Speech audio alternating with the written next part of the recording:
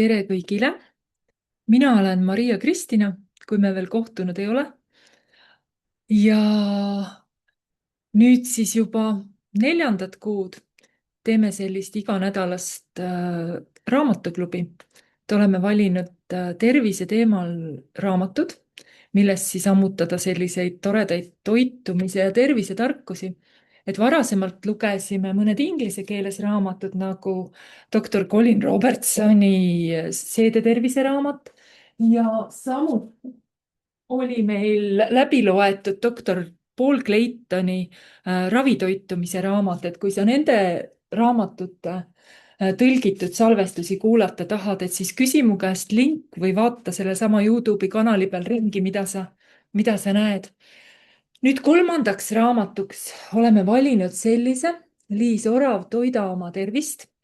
Ja ma natuke sirvisin seda raamatut ja mis mulle selle juures meeldis, on see, et kui doktor Robertson ja doktor Clayton rääkisid toitumispõhimõtetest hästi nagu teaduslikult, spetsiifiliselt ja üldiselt, et siis Liis Orav, kes on meie enda eestimaine toitumisnõustaja, et tema räägib ka väga palju selliseid praktilisi soovitusi, mida siis ühe või teise terviseprobleemi puhul silmas pidada ja see mulle kuidagi hästi-hästi meeldis, et ta tundus nagu, et võtab mingis mõttes kokku nii Robertsoni kui Claytoni ideed.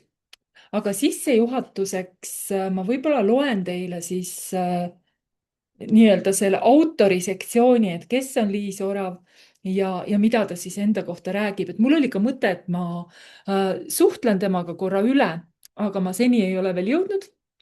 Nii et see mõte praegu jääb siis järgmistesse nädalatesse.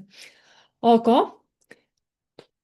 minust ehk siis Liis Orav olen lõpetanud toitumisnõustajana Anneli Sootsi tervisekooli, mis on andnud hea baasi edasisteks õpinguteks loodusravi, nutrigenoomika, epigeneetika ja biomeditsiini vallas.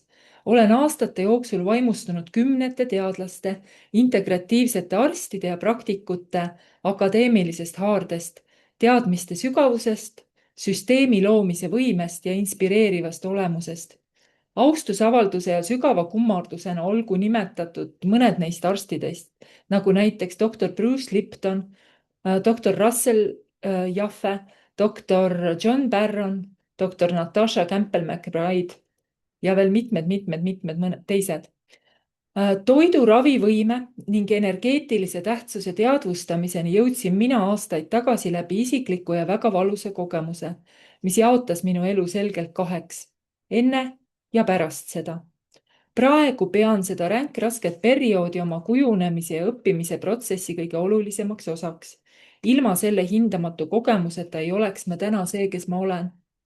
Ma usun tingimusteta keha ise paranemise võimesse, keha, vaimu ja meele sünergiasse, loodusliku toidu, informeeritud valikute, hea energia ja positiivse suhtumisega võime liigutada mägesid. Selline hästi mõnus sissejuhatus Liisi lähenemisest. Aga Toida oma tervist raamatu alapealkirjaks ongi siis haiguste ennetamine ja tervise taastamine õige toidu valiku ja loodusraviga. Eessõnaks. Mõni aeg tagasi kohtasin ühes oma loengus soliidses eas hallipäist härrat.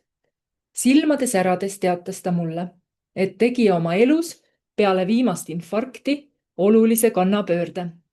Ta ütles, et käib nüüd iga päev vähemalt 5 kilomeetrit jala ja korjab aiast suhu nii palju värsket rohelist kraami, kui vähegi mahub. Tervise üle ei kurda üldse. Energiat on rohkem kui kunagi varem. Ostis omale moodsa blenderi ja suristab sellega nüüd iga päev värvilisi smuutisid teha. Härra vanus lähenes 80. Mulle tuli vaimustusest vaat et pisar silma. Just sellist Eestit me tahtsimegi. Selle raamatu eesmärk on inspireerida oma valikuid teadlikult langetama. Meie keha on geniaalne ja looduse varaait on täiesti põhjatu. Toitumis- ja loodusravist rääkides on ikka ja jälle põhjust viidata kuulsa Austria taimetarga Maria Trebeni lausele. Ta ütles nii. Pole veel ilma loodud ühtegi haigust, mille vastu Jumal meile taime poleks loonud. Kasutagem siis meile antud võimalusi ja seadkem suurejoonelised sihid. Mida suurem on meie usaldus oma keha vastu ja usk tervenemisvõimesse, seda paremini meil läheb. Me võlgneme nii iseendale kui tervele maailmale, et elaksime oma elu hoogsalt ning oleksime iseenda parimaks versiooniks. Olenevalt valikutest võib toit meie jaoks olla kõige turvalisem ja kiirem ravim või hoopis salaliku aeglusega mõjuv mürk. See raamat siin on pühendatud põletikuvastasele toidule. Rakumembraanide häirumine ja probleemide energia tootmisega on kõikide krooniliste haiguste üks tugevamaid taustajõude. Ka vähkkasvajad saavad alguse just oksüdatiivsest stressist ja raku energiatsükli hälbimisest. Paljud uuringud on veenvalt tõestanud, et toitainelised puudujäägid kutsuvad rakkudes esile dramaatilisi muutusi. Seda sama tõestab ka nutrigenoomika. See on teadusharu, mis uurib toitainete mõju meie geeni ekspressioonile. Valides põletikuvastase toidu ja avatud meelelaadi, teeme oma kehale hindamatu teene. Raamat võtab vaatluse alla mõned levinumad tervisemured ning tutvustab teadusuuringutes ja praktikas efektiivseks tunnistatud looduslikke valikuid, millest probleemide leevendamisel abi võib olla. Küsimusele, milline on parim menüü, see raamat sulle täpselt ei vasta. Ei ole olemas kahte ühesugust inimest ega kahte ühesugust keha. Igal ühel meist on oma teekond, omad sihid, omad vajadused ja omad valikud. Samas võib julgelt väita, et parim toormahlamasin on see, mida me ka päriselt tegelikult kapist välja võtame ja kasutame. Nii nagu kõige parem sport on just see, mida me tõesti ka harrastada suudame ja tahame. Parim toitumis- ja loodusravi on selline, mis on sulle jõukohane ja toob sulle kõrgema energiataseme ja helgema tuju ja toetab sinu immuunsüsteemi organismi tasakaalustamisel. Tõelised tervisereformid ja revolutsioonid saavad alguse sinu enda köögist, mitte Riigikogu algatatud seaduseelnõust või erinevate ametkondade juhistest. Ja veel, mitte kunagi ei ole liiga hilja hakata tegema valikuid, mis sinu keha õnnelikuks teevad. Jõudu ja pühendumist meile kõigile tervisliku tasakaalu otsingutes. Peatükk 1. Sissejuhatuseks. Tuleviku arst ei anna ravimeid, vaid äratab patsiendis huvi oma keha eest hoolitsemise, toitumise, haiguse põhjuse ja haiguse ennetamise vastu. Seda on öelnud siis Thomas Alva Edison. Me loome oma keha ise, iga suutäie, joogilonksu ja õhusõõmuga. Meie keha peegeldab seda, mida me sööme. Meie rakud on just nii terved ja toidetud, kui meie tehtud valikud seda võimaldavad. Toitainete abil varustatakse rakkude energiakeskusi, puhverdatakse patogeenide ja mürkainete poolt toime pandud kuritegusid, parandatakse DNA kahjustusi ja luuakse uusi rakke. Kas ehitame oma rakud üles elujõust pungil terviktoidust või langetame otsuse pigem sünteetiliste E-ainetega tembitud, rafineeritud ja modifitseeritud, tööstuslikult töödeldud toidu kasuks? Meie valikute tagajärgi sobib hästi peegeldama 3 põrsakese muinasjutt. Kui ehitad maja õlgedest, võib ehitis hiljem kokku kukkuda. Kui aga panustad kvaliteetsele materjalile, siis suudab see vastu panna ka väljastpoolt ähvardavale ohule. Teine peatükk. Meie keha on geniaalne. Organism tasakaalustab end ise. Selleks tuleb talle vaid optimaalsed tingimused luua. On huvitav, et me ei kahtle just kuigi sageli selles, kas keha saab hakkama murtud luu või haava kokku kasvatamisega.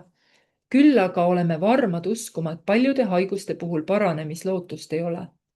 Samas on maailmas uskumatul hulgal lugusid tavameditsiini poolt parandamatult haigeteks tunnistatud inimeste üllatuslikust tervenemisest. Allopaatiline meditsiin nimetab neid juhtumeid spontaanseks remissiooniks. Mina nimetaksin seda pigem keha ise tervenemisvõime võimsaks manifestatsiooniks. Noeetiliste teaduste instituut on kokku kogunud rohkem kui 3500 dokumenteeritud paranemisjuhtumit, alates närvisüsteemi ja käitumishäiretest kuni erinevate viimaste staadiumite metastaatiliste vähkkasvajateni välja. See link on ka antud siin, et kust neid uuringuid näeb, ma panen selle salvestuse juurde. Tõtt öelda leidub sellistes tervenemislugudes süvenemisel vaid harva midagi spontaanset. Reeglina on tegu kardinaalsete muutustega haige suhtumises oma kehasse ja haigusesse, samuti muutustega elustiilis, toitumises ja hoiakutes. Seega, kui organism on balansist väljas, peaksime õlgade kehitamise asemel küsima, miks see nii on? Mis on need taustal olevad mehhanismid, mis sunnivad meie keha just sellisel moel käituma? Sümptomite keemilise allasurumise asemel peaksime keskenduma oma keha kuulamisele ja haiguse algpõhjuse väljaselgitamisele.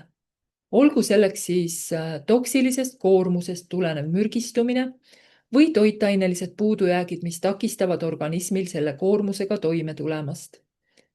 Pelgalt ravimitele lootmise asemel loogem tingimused immuunsüsteemi tasakaalustumiseks, et keha saaks ennast ise tervendama hakata.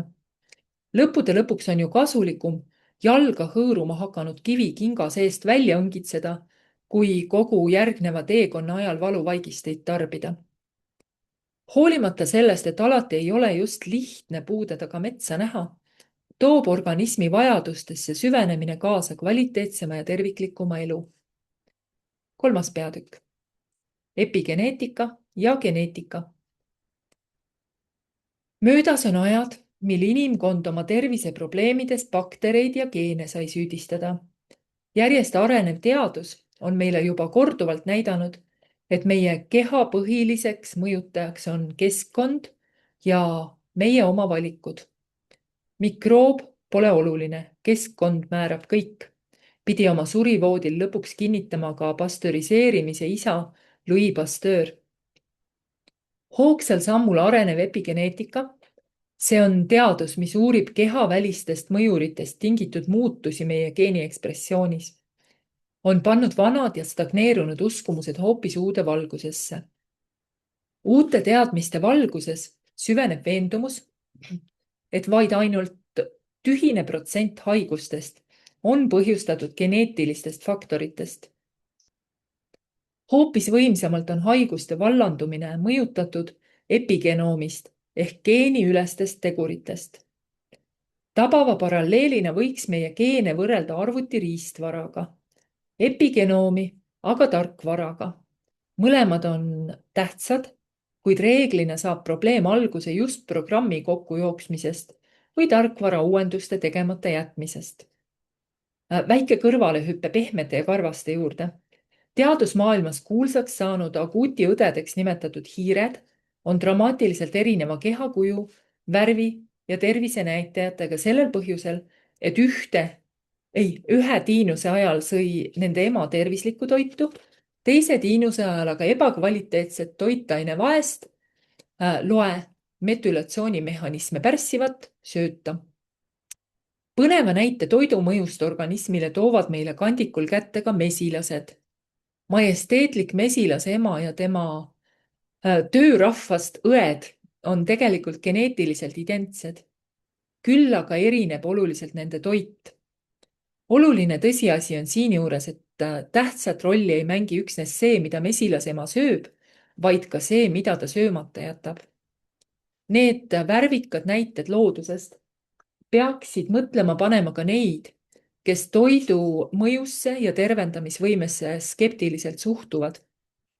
Lõppude lõpuks oleme ka meie inimesed ju ikkagi vaid osa loomariigist. Tabav kõnekäänd ütleb, geneetika laeb küll relva, kuid elustiil on see, mis päästikule vajutab. Nii võibki meie DNA-d laias laastus võrrelda valmis kirjutatud filmistsenaariumiga. Aga milliseks meie film lõpuks kujuneb? See oleneb väga palju nii režissöörist, näitlejatest kui ka stilistidest. Seega, mida te otsustate? Kas valite oma eluloo filmi tegema Steven Spielbergi või mõne täiesti tundmatu tegija? Kas panustate tippnäitlejatele või ajate pigem läbi külakultuurimaja näiteringiga? Peatükk 4. Meie meelelaadil on võimas mõju nii haiguse vallandumisele kui tervenemisele. Kuhu läheb meel, sinna järgneb keha, ütleb universaalne tõde. Kui julgeme oma negatiivseid mõtteid vaid üksinduses mõelda või väljendame neid häälekalt kõigile, see polegi nii oluline. Enesehaletsus, hirm ja lootusetus pärsivad meie keha, tasakaalu ja tervenemisvõimekust. Sama muster kehtib ka enese alavääristamise kohta. Kui me süüdistame ennast ja halvustame oma keha, siis võime endale teadmatusest programmeerida mõne haiguse. Ja enese vastu suunatud rünnak hakkab väljenduma juba raku tasandil. Tegu ei ole mingi New Age või metsapoole vaatenurgaga. Seesama epigeneetika, millest ma just rääkisin, on paljukordselt kinnitanud, et meie mõtetel on mõju meie ajulainetele, mis reguleerivad geeni ekspressiooni ja sellega seonduvalt kõikide meie keharakkude tööd. Platseeboefekt ehk siis usk, mis kutsub esile tervenemist ja see on seesama, millele sageli viidatakse peaaegu põlgusega, on parim näide meie mõistuse ja meelevõimust keha üle. Nii mõnigi tõsiselt võetav teadusuuring on jõudnud arvamusele, et antidepressantide mõju võib näiteks suures osas olla seotud platseeboefektiga. Ent keha ja meele koostöö ei ole edukas mitte üksnes psüühiliste või psühhosomaatiliste vaevuste puhul. Platseeboefekt on üllatavalt võimas ka kirurgias, kus enamik inimesi seda üldse võimalikuks ei pea. Mille muu kui vaimuvõimuga keha üle seletada seda, kui näiteks painava osteoartriidi valuga patsiendid pärast platseebo-operatsiooni ennast sama hästi tunnevad kui tegeliku operatsiooni läbinud patsiendid. Selle kohta on ka tehtud katseid ja uuringuid. On näidatud, et platseeboefekti mõjul võivad paraneda liigesed, laieneda bronhid, terveneda haavandid, langeda vererõhk ja hakata paremini kasvama juuksed. Ei ole kahtlust, et positiivne eelhäälestus ja usk tervenemisse mängivad meie paranemise teekonnal peaaegu kõige olulisemat rolli üldse. Täpselt sama võimas efekt kui platseebol on ka notseebol ehk sellel, kui laseme end kodeerida kellegi teise või iseenda negatiivsest prognoosist haigusele. Pärast seda, kui oleme saanud sünge diagnoosi, näiteks a la teil on jäänud elada vaid mõned kuud, suureneb märkimisväärselt inimestega juhtuvate õnnetuste ja traumade arv. Näiteid sellest, kuidas halb eelkodeerimine meie saatust võib mõjutada, leidub hulgaliselt nii teaduskirjanduses kui inimeste mälestustes ja erinevates lugudes. 5. peatükk. Lõpetage peenutsemine. Me oleme eluaeg nii söönud. Toitumisteemad kütavad alati kirgi, sest igaüks meist on ekspert. Sageli võime kuulda selliseid väiteid. Me oleme eluaeg nii söönud ja meil pole viga mitte midagi. Tegelikult ei pea see paika, sest me ei söö ega joo enam samamoodi nagu vanasti. Märkimisväärselt on muutunud nii meie toiduvalikud kui toidu kasvatamise, töötlemise ja säilitamise võtted. Meie menüü ei ole mitte kunagi varem olnud nii nisukeskne kui praegu. Pole üldse harvad need juhused, kui hommikusöögiks on nisuleib, lõunaks nisust tehtud pasta, õhtuks pitsa, vahepalaks mõni küpsis, saiake või kook. Ja ka nisu ise sealjuures on muutunud. Me tarbime tänapäeval hübriidnisu, mida on agressiivselt mürgitatud kantserogeensete taimekaitsemürkidega, millest mõni on patenteeritud ka antibiootikumide ja laiaspektriliste kelaatorite ehk mineraalide sidujana. Meie piim tänapäeval pärineb enamasti lehmadelt, keda kasvatatakse hoopis teistes tingimustes kui vanasti. Lisaks kaotab piim töötlemise käigus seedimiseks vajalikke ensüüme kui ka rasvlahustuvaid vitamiine. Homogeniseerimisega muundatakse alles jäänud piimarasvade struktuuri. Tervislikuks peetud kala söömisega kaasnevad tänaseks ka ohud. Arvestada tuleb raskemetallide ja keemiliste saasteainetega, näiteks dioksiinide, polüklorineeritud bifenüülide ja paljude muudega, mis võivad kalas sisalduda. Teraviljadel, sojal ja maisil põhinev sööt jätab tugeva jälje kasvanduse kalade rasvhappelisele koostisele, vähendades märkimisväärselt kalas olevate põletikuvastaste oomega-3 rasvhapete hulka. On tõsi, et selline kaladele mitteomane toit paneb nad kiiremini kasvama ja nad kasvavad suuremaks, kuid samal ajal läheb kala kvaliteet oluliselt halvemaks. Muutunud on ka muld, kus meie toit kasvab. Intensiivpõllumajanduses kasutatavate väetiste mõjul on häirunud pinnase mineraalne profiil. Seoses kemikaalide rohke kasutamisega on hälbinud ka mullastiku bakteriaalne kooslis. Aga just see viimane muudab mullas sisalduvat toitainet taimedele kättesaadavaks. Seega, võrreldes aastakümnete taguse ajaga, on meie toitainelises mõttes vaesem, see-eest aga kehale koormavatest kemikaalidest pungil. Me ei söö samamoodi nagu vanasti, me ei liigu nagu vanasti ja me ei puhka nagu vanasti. Ja me oleme palju haigemad kui kunagi varem. Käes on aeg, mil lapsed põevad haigusi, mida mõnikümmend aastat tagasi peeti ainult vanainimeste haigusteks. Käes on aeg, mil kaitseväkke on järjest raskem leida noori mehi, kelle tervis oleks katsete läbimiseks piisavalt hea. Ei saa ju öelda, et ajad oleksid roosilised. Ja tänane viimane peatükk.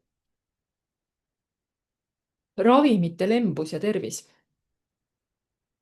Me peame olema ülimalt tänulikud kaasaegsele ravimitööstusele paljude elupäästvate ravimite eest. Meditsiinilised läbimurded geeniteaduse, siirdamise, kirurgia, bioonilise tehnoloogia alal panevad inimesi ahetama. Samas on kroonilised haigused, autoimmuuntõved ja vähkkasvajatesse haigestumine saavutamas maailmas astronoomilisi mõõtmeid. Kõrgetest ootustest hoolimata pole nende haiguste ravis suurt läbimurret saavutatud. Moodsad medikamendid võimaldavad inimestele aastaid ja isegi aastakümneid haigusi põdeda, kuid mitte nendest terveneda. Kindlasti oleme kõik kuulnud sünget lauset, et tänapäeval me mitte ei ela kauem, vaid pigem sureme kauem. Kaasaegse ravimi intensiivse meditsiini mudel haiguste ravimisel on üks ravim ühe haiguse jaoks. Sageli viib see olukorrani, kus inimene peab võtma mitut tugeva toimelist medikamenti korraga. Selline polüfarmaatsia ehk ravimi džunglisse sattumine võib tuua kaasa tõsiseid tagajärgi. Ei ole saladus, et ravimitest põhjustatud surmad on arenenud riikides väga sagedased. Eesti statistika jääb selles osas tabamatuks, kuid näiteks USA-s laiutavad ravimisurmad vähi- ja südamehaiguste järel surmapõhjustena lausa 3. kohal. Märkimist väärib fakt, et see kurb statistika ei hõlma valediagnoosidest või ravivigadest põhjustatud surmajuhtumeid, vaid ainult neid, mis on esile kutsutud konkreetse diagnoosi puhul heaks kiidetud ravimite poolt. Mitte ilma asjata ei öelda. See, kes võtab ravimit, peab paranema 2 asjast. Ravimi kõrvaltoimetest ja haigusest endast.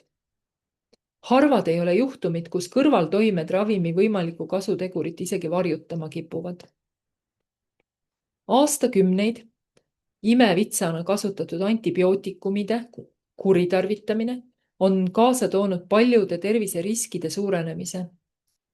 Antibiootikumide tarbimist seostatakse immuun- ja sooleprobleemide, aga ka maailma vallutanud diabeedi ja rasvumise epideemiaga. Antibakteriaalsete ravimite mõjul muutub dramaatiliselt soole mikrofloora, mis mõjutab omakorda nii meie geeni ekspressiooni kui hormoonide ja teiste oluliste biomolekulide tootmist. Hiljutised uuringud on paljastanud, et paljud laiaspektrilised antibiootikumid, näiteks tetratsükliinid, fluorokinoloonid, aminoglükosiidid või beta-laktaamid põhjustavad kehas oksüdatiivse stressi kõrval ka rakkude energiakeskuste häirumist ehk siis mitokondriaalset düsfunktsiooni.